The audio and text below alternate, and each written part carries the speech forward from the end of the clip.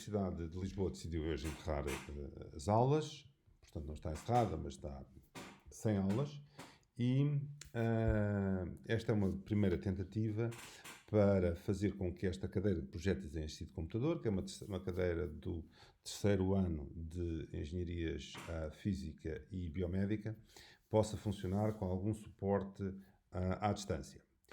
Pronto, eu pensei que uma forma de dar esse suporte era exatamente ter as aulas disponíveis em vídeo. Vamos fazer então uma primeira tentativa e, para ser um bocadinho completo e também porque isto é um processo de aprendizagem para todos nós, decidi fazer essas aulas em vídeo a partir do princípio. Portanto, aos alunos peço um bocadinho de paciência, nós vamos ajustar vários processos. Portanto, há o processo das aulas, que é apenas um processo. Vamos ajustar um processo de colocação de dúvidas por um fórum eletrónico, através do Moodle, e vamos acertar ainda outros processos que têm a ver com as aulas práticas e a utilização remota dos computadores. A maior parte das ferramentas estão disponíveis e estão instaladas, mas a parte sociológica, a parte digamos,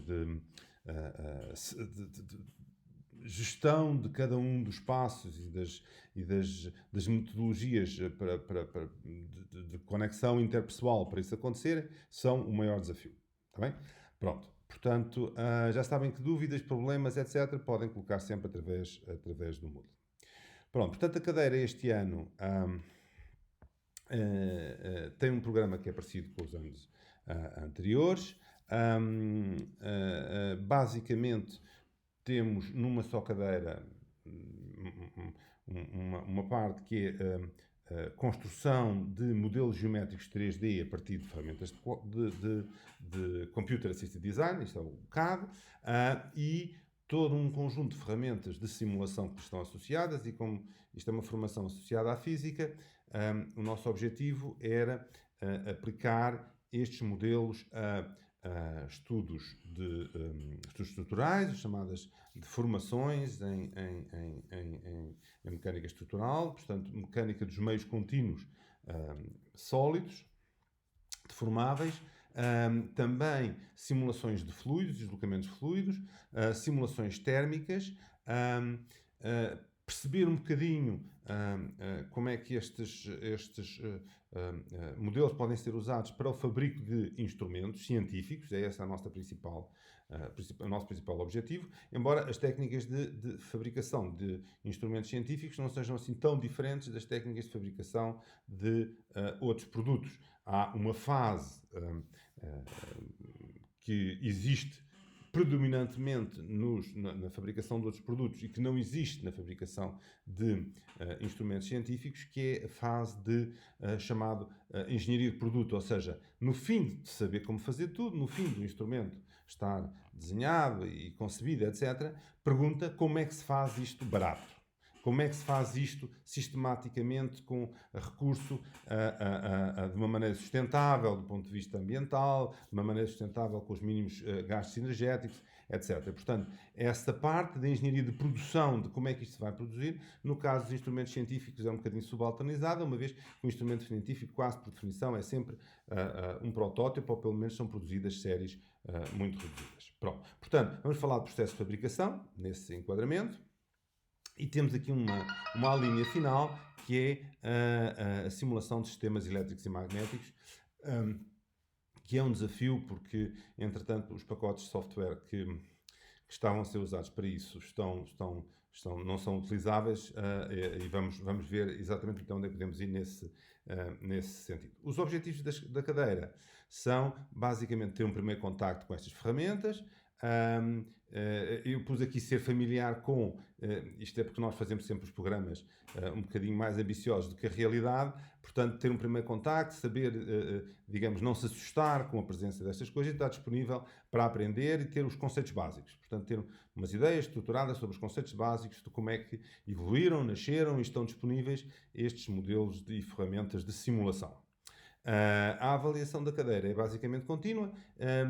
Tinha uma exposição de oral dos trabalhos que é feita de uma maneira iterativa, isto é, há várias fases de exposição de trabalho com ajuste. Ora bem, isto era o que estava pensado para a cadeira presidencial. Vamos ver até quando é que esta proibição de cadeira de ensino presidencial vai durar. E vamos ajustando ao longo do tempo, se calhar, este processo a esta nova metodologia eletrónica. Ora bem, bibliografia. Existe uma extensa bibliografia sobre estes assuntos. É fácil a bibliografia estar antiquada. A maior parte dos livros, até há 20 anos atrás, eram livros que diziam como representar bidimensionalmente desenhos que eram feitos à mão, com estirador, com canetas de tinta da China, etc. Essas coisas todas. E, portanto, entretanto, a parte informática foi desenvolvendo, ela própria sofreu modificações fantásticas e, portanto, é preciso ter uma descrição atualizada. Isto esse trabalho teve como resultado esta seleção desta bibliografia.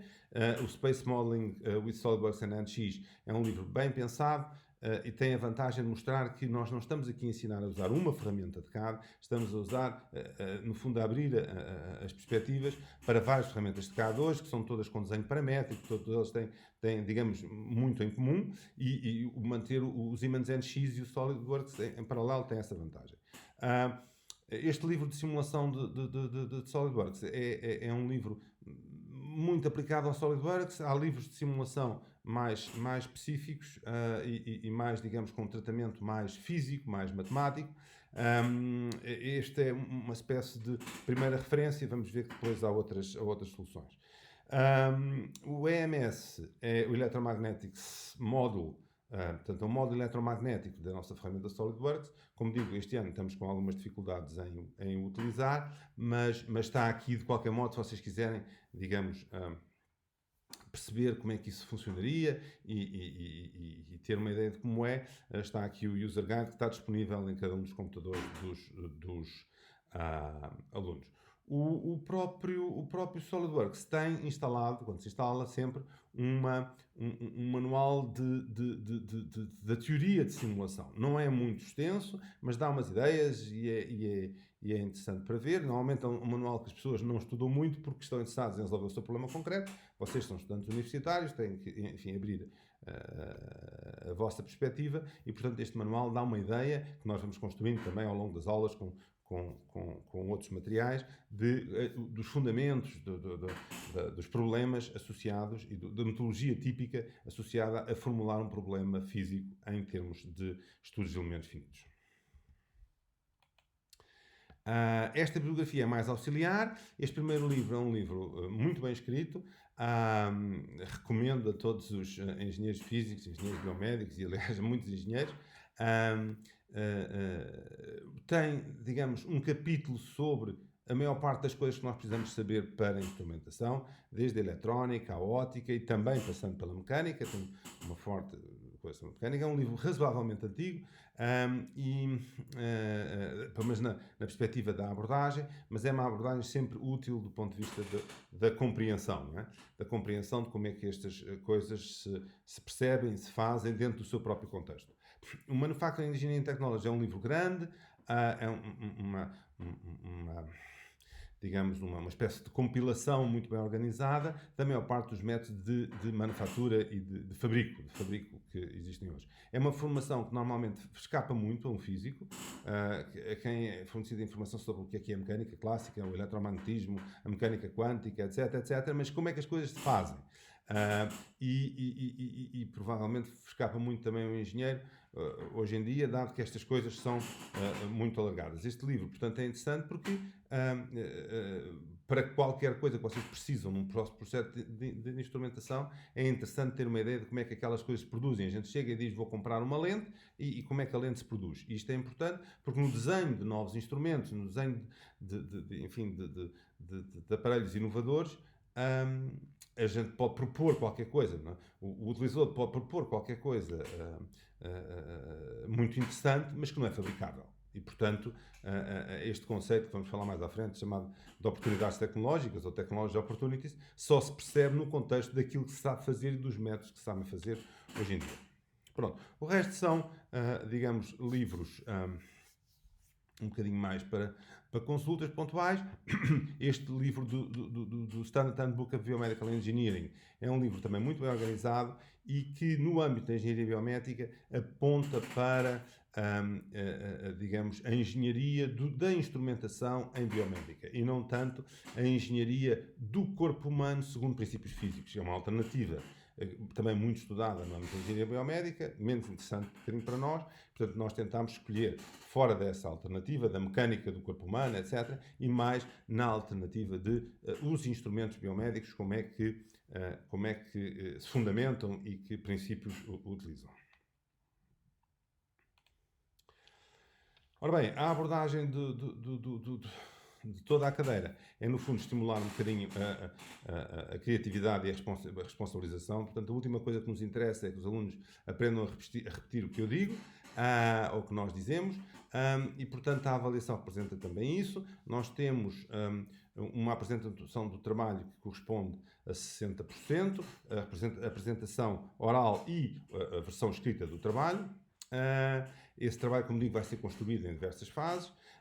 E temos desenhos técnicos que são associados a esse trabalho, que representam 20% da votação, e temos um teste que corresponde também a 20% da matéria, é a 20% da classificação, é um teste sobre a matéria teórica e incide muito sobre os conhecimentos que estão na bibliografia fundamental.